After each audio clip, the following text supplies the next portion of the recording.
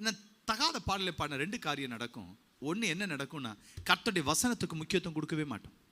2, இது நமக்கு பயங்கர பூரிப்பை கொண்டு வரும், எக்ஸைட்மெண்ட்டை கொண்டு வரும். ஆனால் எதை கொண்டு வரும்? எடிஃபிகேஷனை கொண்டு வர. எதையாவது கண்டகடிய பாட்டை பாடியாச்சுன்னா நமக்கு நல்ல எக்ஸைட்மெண்ட் இருக்கும், ஆனால் பக்தி விருத்தி அடைய மாட்டோம். நல்ல நல்ல பரவசம் இருக்கும், பக்தி விருத்தி அடைய மாட்டோம். பிள்ளைகளே, நீங்கள் ஒரு பாடல்களை பாடுகிறீர்கள் என்றால் அந்த பாடலை பரிசுத்தவான்கள் பாடியிருக்க வேண்டும். பரிசுத்தம் உள்ளவர்கள் அந்த பாட்டை பாடியிருக்கணும்.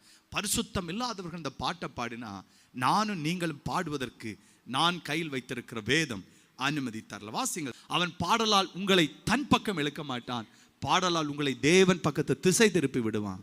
அதுதான் 2 பேருக்கும் இருக்கிற வேறுபாடு. பிள்ளைகளே, ஹல்லேலூயா. நாம் கர்த்தருடைய ஆராதனை செலுத்த வரும் பொழுது நாம் பாடுகிற பாடல்களை பரிசுத்தவான்கள் பாடியிருக்கிறார்களா என்பதை ஆராய கர்த்தர் நமக்கு உதவி செய்வாராக. ஆமென்.